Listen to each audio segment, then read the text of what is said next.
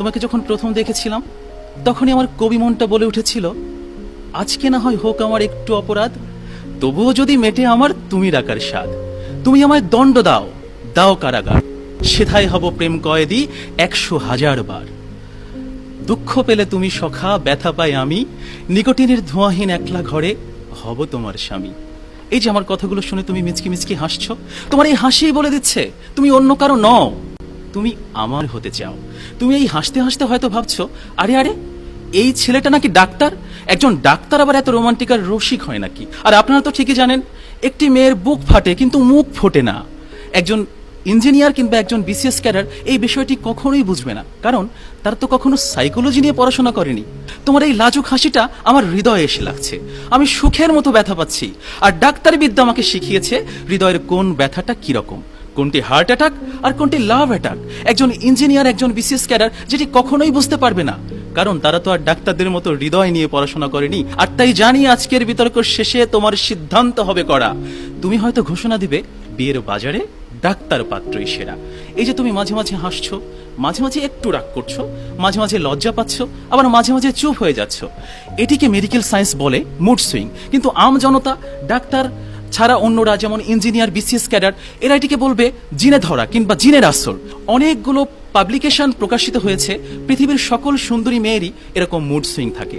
তাই তুমি যখন আমাকে ডাক্তার পাত্র হিসেবে বাছাই করবা, আর তারপর যখন কখনো তোমার এমন মুড সুইং হবে, তুমি যখন চুপচাপ বসে থাকবে, তখন আমি তোমাকে জিজ্ঞেস করব কি হয়েছে, তুমি তখন ছোট্ট করে বলবা কিছু না। কিন্তু আমি একজন ডাক্তার বলেই কিন্তু বুঝে ফেলবো হয়েছে অনেক কিছু। তাই আবার তোমাকে জিজ্ঞেস করব কি হয়েছে আমাকে বলো, তখন তুমি একটু রাগ করে বলবে তোমাকে কেন বলবো, তুমি আমার কে। তখন কিন্তু একজন ইঞ্জিনিয়ার, একজন বিসিএস ক্যাডার এই বিষয়টি বুঝতে পারবে না, কিন্তু একজন ডাক্তার বুঝবে তোমার হয়েছে মুড সুইং, তোমার হয়েছে অভিমান, তোমার অভিমান ভাঙাতে হবে। কিন্তু সেই সময় একজন ইঞ্জিনিয়ার, একজন বিসিএস ক্যাডার তোমাকে বলবে ন্যাকামি বন্ধ করো তো।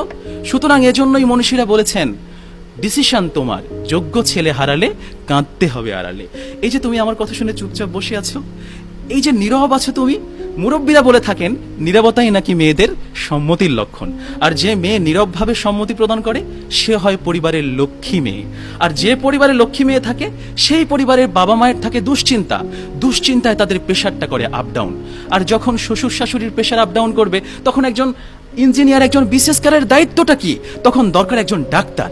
এ কারণেই কিন্তু প্রতিটি মেয়ের বাবা মাই চায় তার জামাই হবে ডাক্তার। আর একবার যদি ডাক্তারকে জামাই করে ফেলা যায়, তাহলে সারা জীবনের ট্রিটমেন্ট ফ্রি। আমাদের প্রিয় কবি জীবনানন্দ দাশ বনলতার প্রেমে পড়েছিলেন। তিনি বলেছিলেন, চুল তার কবেকার অন্ধকার বিদিশার নিশা, মুখ তার শ্রাবস্তির কারুকার্য। কিন্তু একজন বিসিএস ক্যাডার এবং একজন ইঞ্জিনিয়ার কখনোই জানে না প্রিয়তমার সুন্দর চুলকে সুন্দর রাখতে হলে দরকার একজন হেয়ার স্পেশালিস্ট। প্রিয়তমার সুন্দর মুখ এবং সুন্দর ত্বক ঠিক রাখার জন্য প্রয়োজন একজন স্কিন স্পেশালিস্ট। আবার এই যে তোমার একটু একটু হাসি, একটু দুষ্টুমি, একটু পাগলামি, এগুলো বোঝার জন্য দরকার একজন সাইকিয়াট্রিস্ট। তুমি হয়তো জানো না, একজন ডাক্তার যখন এমবিবিএস পাশ করে তখন এই সবগুলো বিষয়ে পাশ করেই কিন্তু সে একজন ডাক্তার হয়। তোমার যোগ্য পাত্র হওয়ার জন্য কিন্তু অন্য কিছু হওয়া জরুরি না, জরুরি তোমার মনের ডাক্তার হওয়া। একজন ইঞ্জিনিয়ার, একজন বিসিএস ক্যাডার যেটি কখনোই হতে পারবে না। পৃথিবীর প্রতিটি মেয়েই চায় তার প্রিয় মানুষটি তার মনটাকে বুঝুক। তোমার ডাক্তার হয়ে একজন ডাক্তার যেভাবে তোমার মনটা নিয়ে গবেষণা করতে পারবে, একজন ইঞ্জিনিয়ার, একজন বিসিএস ক্যাডার কখনোই সেটা পারবে না। তাই তোমার সিদ্ধান্ত হতে হবে তোমার যোগ্য পাত্র একজন ডাক্তার হবে। তাই অবশেষে বলতে চাই, বিয়ের বাজারে পাত্র হিসেবে ডাক্তারেরই জয় হবে। আর আজ এই বিতর্কে রোমান্সের প্রয়োজনে সাময়িকভাবে বলা সকল তুমি শব্দগুলো আপনি হবে। ধন্যবাদ সবাইকে।